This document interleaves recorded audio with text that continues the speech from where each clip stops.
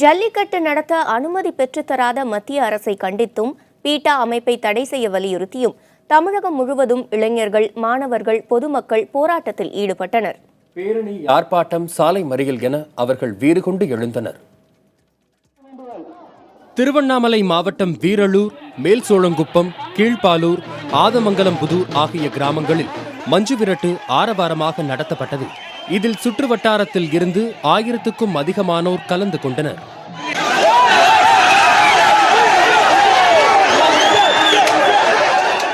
ஜல்லிக்கட்டுக்கு அனுமதி வழங்க கோரி 3 காளைகளுடன் வந்து கரூர் ஆட்சியர் அலுவலகத்தில் பொதுமக்கள் மனு கொடுத்தனர்.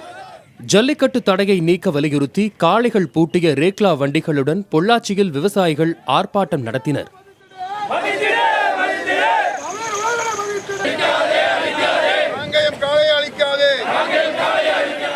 மதுரை அலங்காநல்லூரில் ஜல்லிக்கட்டு தடையை நீக்க அவசர சட்டம் இயற்றாத மத்திய அரசை கண்டித்து மாணவர்கள் வாகன பேரணி சென்றனர்.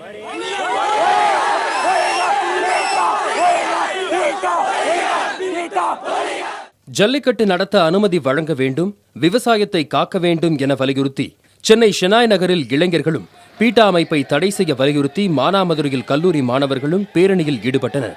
நெல்லை அரசு சட்டக்கல்லூரி மாணவர்கள் இருசக்கர வாகன பேரணியும் நடத்தினர். ஜல்லிக்கட்டு மீதான தடையை நீக்க மத்திய மாநில அரசுகள் நடவடிக்கை எடுக்க வேண்டி நாமக்கல் மாவட்டம் ராசிபுரத்தில் பொதுமக்கள் பங்கேற்ற பேரணி நடைபெற்றது.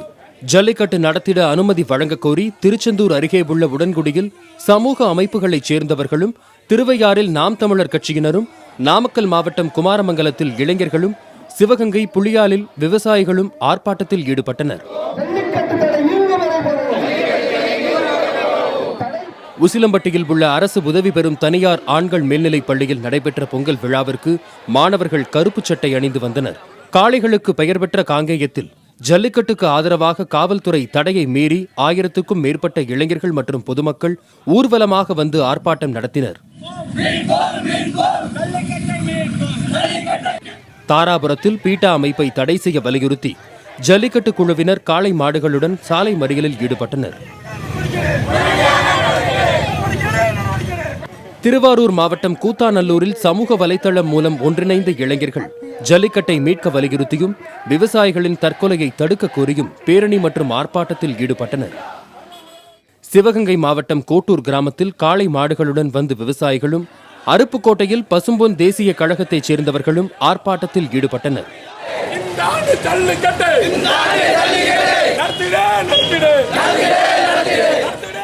புதிய தலைமுறைக்காக செய்தியாளர் குழு.